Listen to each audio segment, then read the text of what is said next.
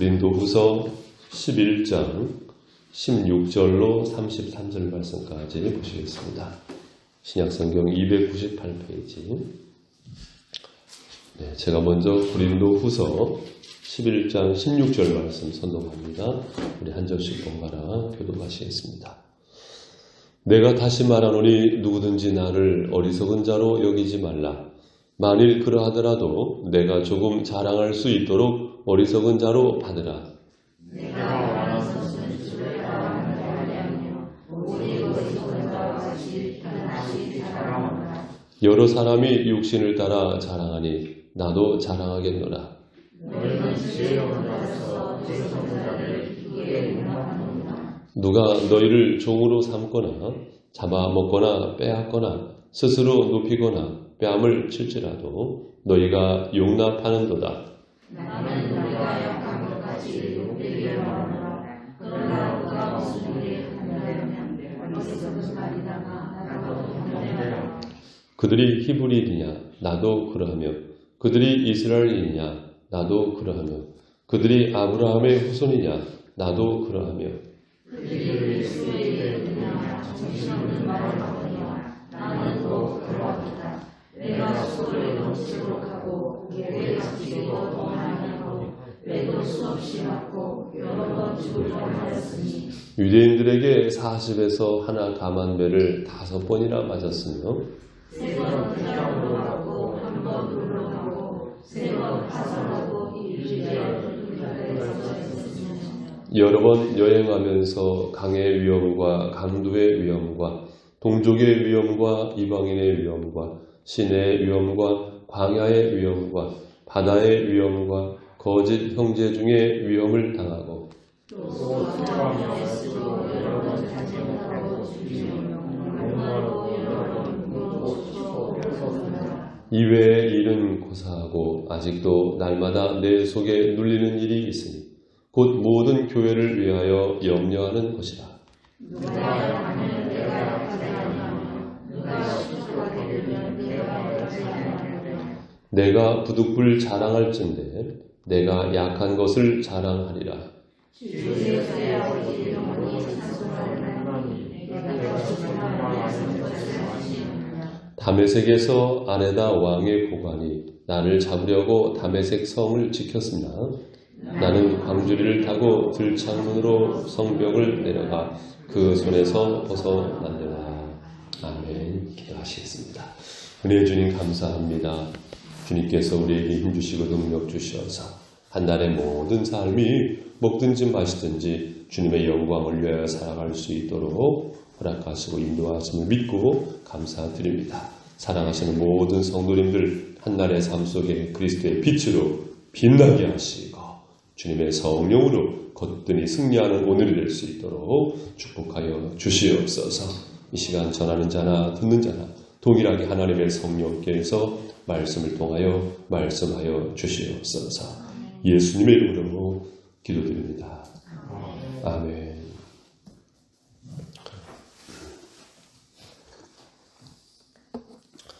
고린도후서 11장 16절에서 33절 말씀으로 자랑하고 싶을 때 이런 제목으로 함께 말씀을 나누고 싶습니다.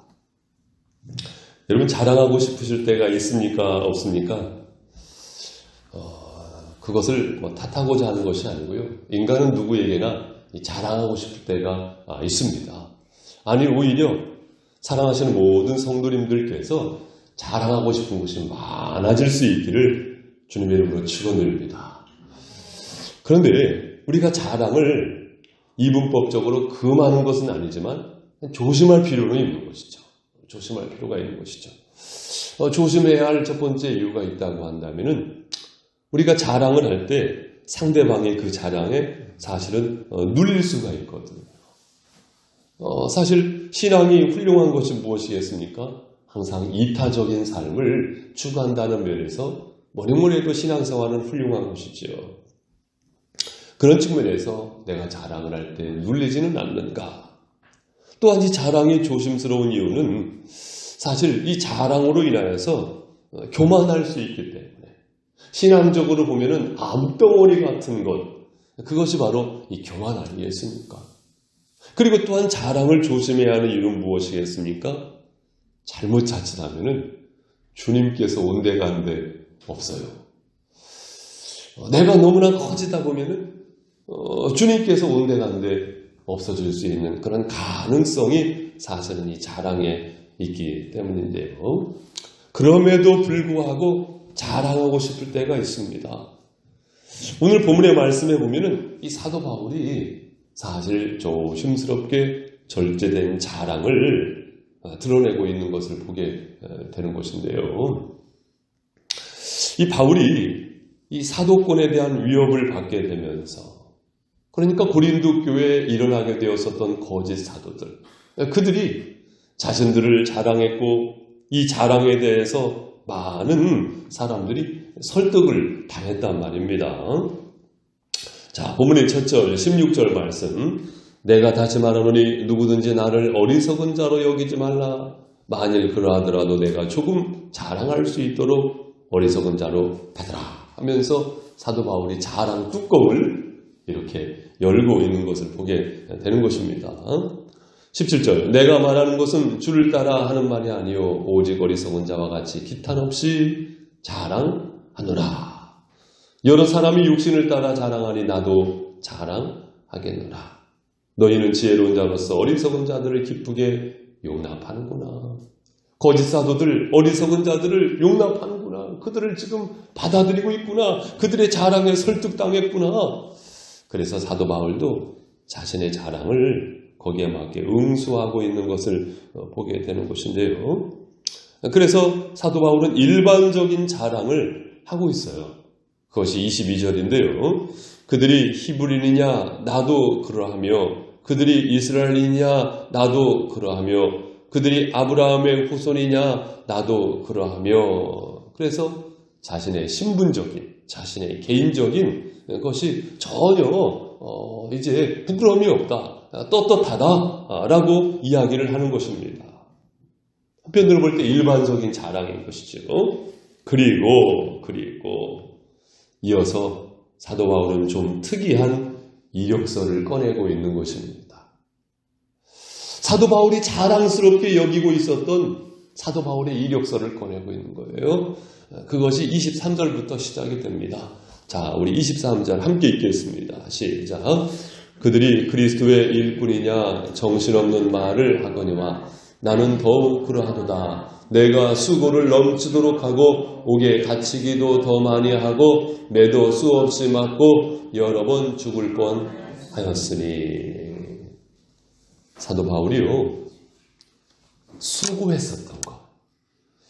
누구를 위해서? 그리스도를 위해서, 주님을 위해서, 예수님을 위해서 수고했었던 그것. 사도 바울이 자랑스럽게 여기고 있었던 바로 그것입니다.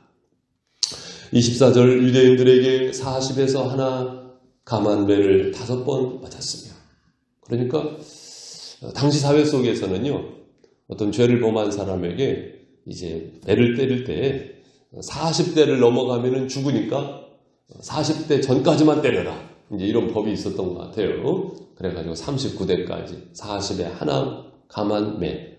무슨 뜻입니까? 죽기 직전까지 매를 맞은 것이 몇 번이라는 거예요? 5번 맞았다.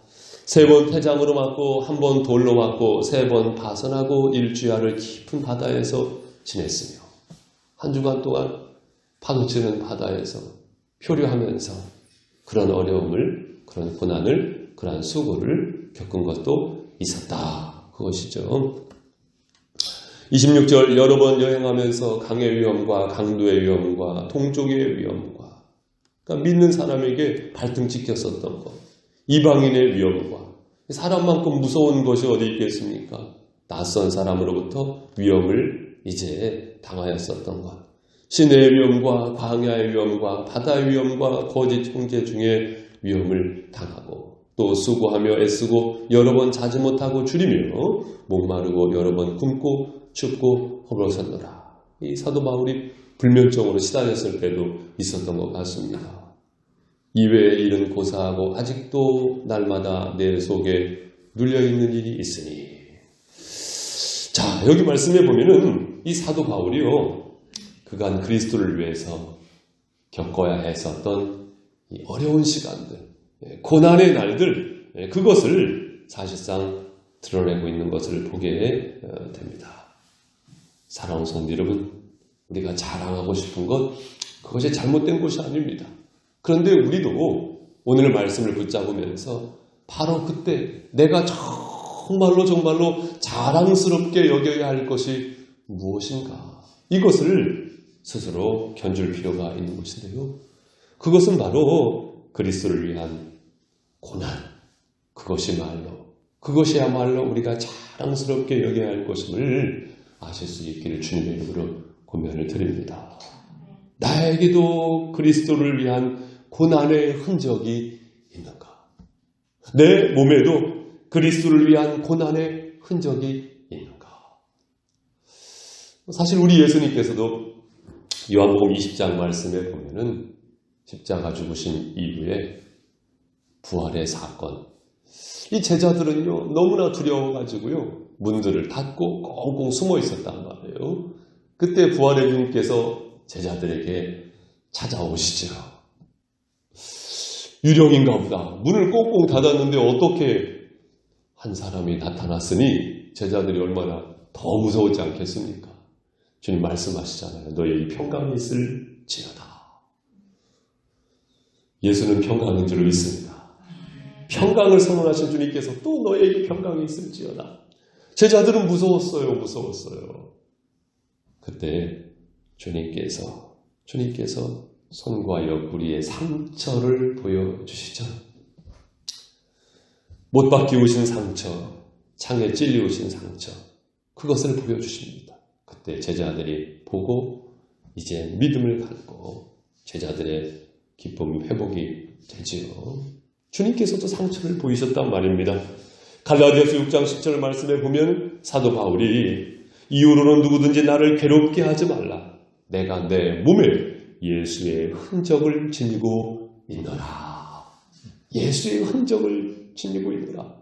이 흔적이라는 말이 상흔이라는 말인데요. 스티그마.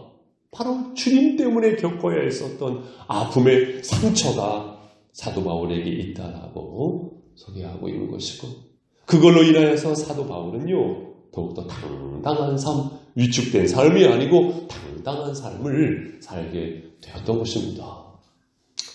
제가 어제 교회 나무 전지를 조금 하는데 향나무 이렇게 전지를 하는데요. 와, 이렇게 전지를 탁 잘라내니까 향나무 이파리에서요 향이 촥 나는데 순간적으로 어떤 생각이 들었냐면 그런 생각이 들더라고요. 사람이 아픔을 겪을 때, 고난을 겪을 때 어떤 향기가 나는가? 비겁의 향기가 나는가? 어떤 향기가 진동하는가? 인간의 본색이 드러나는가? 사실 고난 속에서 인간의 모습이 나타나게 되어 있는 것인데요. 저도 소원합니다.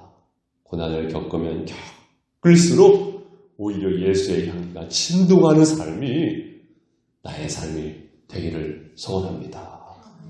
이 아침의 소원, 이 아침의 기도가 주님 앞에 드려짐으로 말미암아 주님의 역사가 충만한 우리의 삶이 될 수 있기를 바랍니다.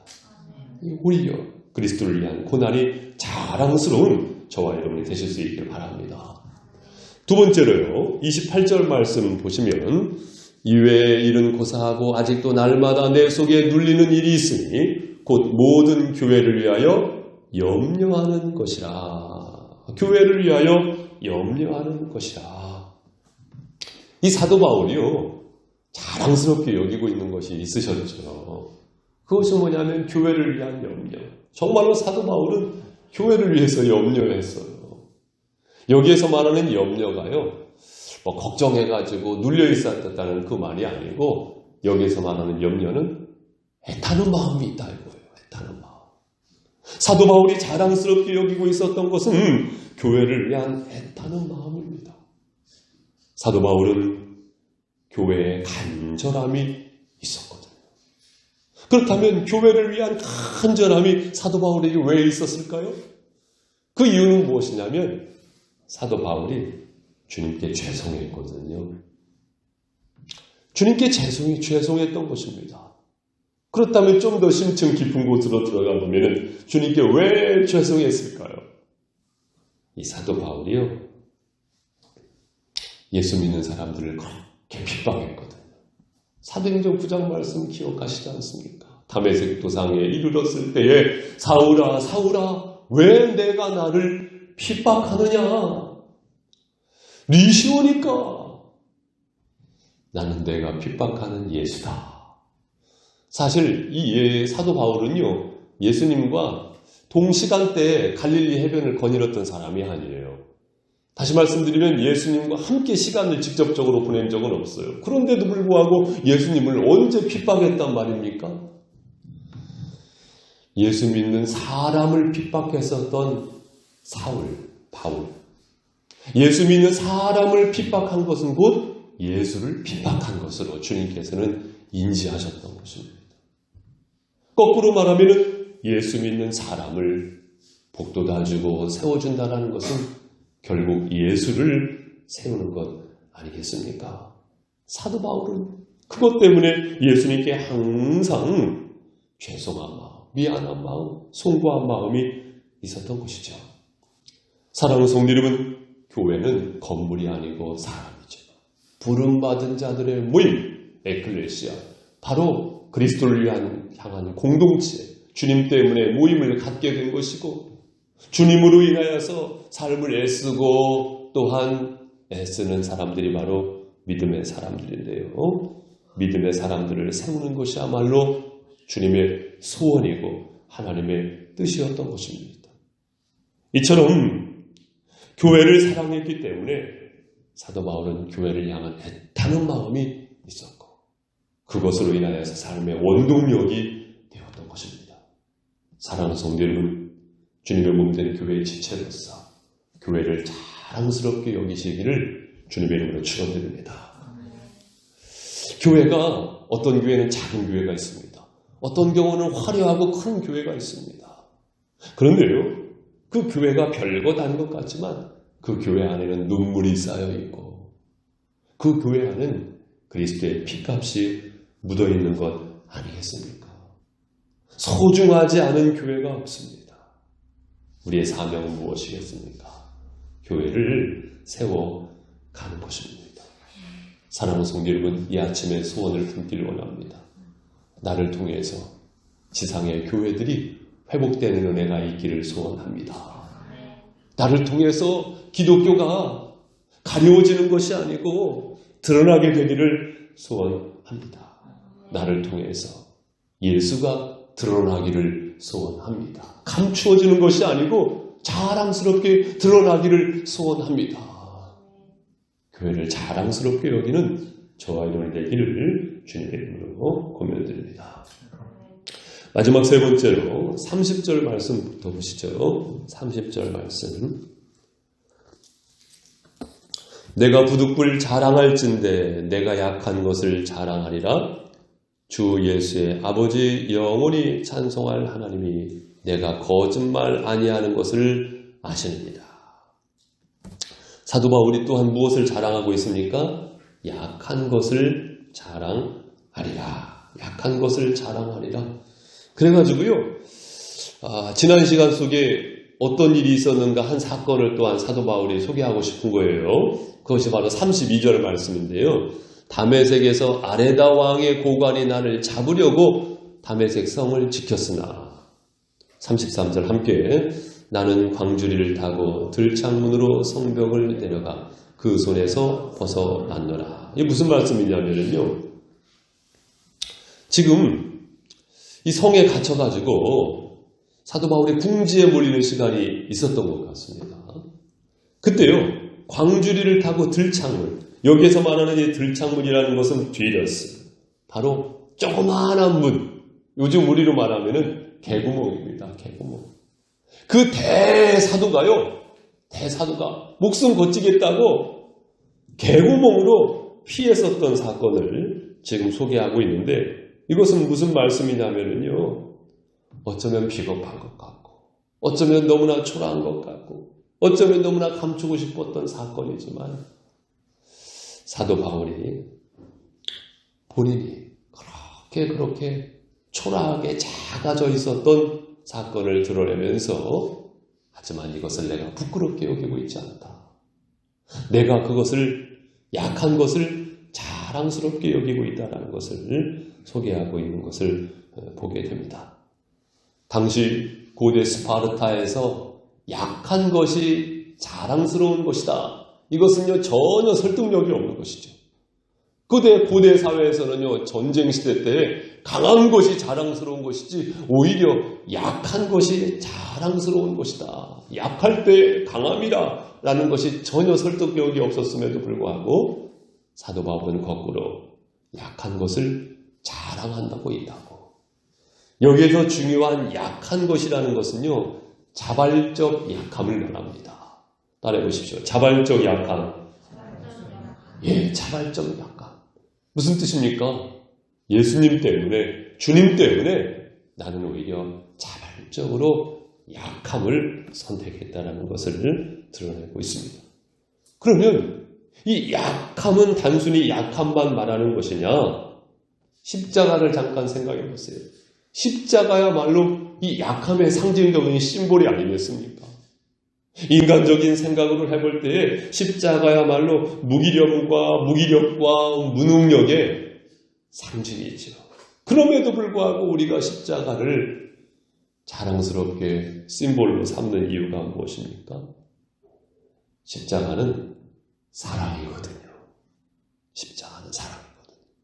그래서 여기에서 말하고 있는 약한 것을 자랑하리라 이 말씀의 심층 깊은 곳의 의미는 무엇이냐면요. 내가 그 사랑의 삶을 선택한 것이 자랑스러운 것이다.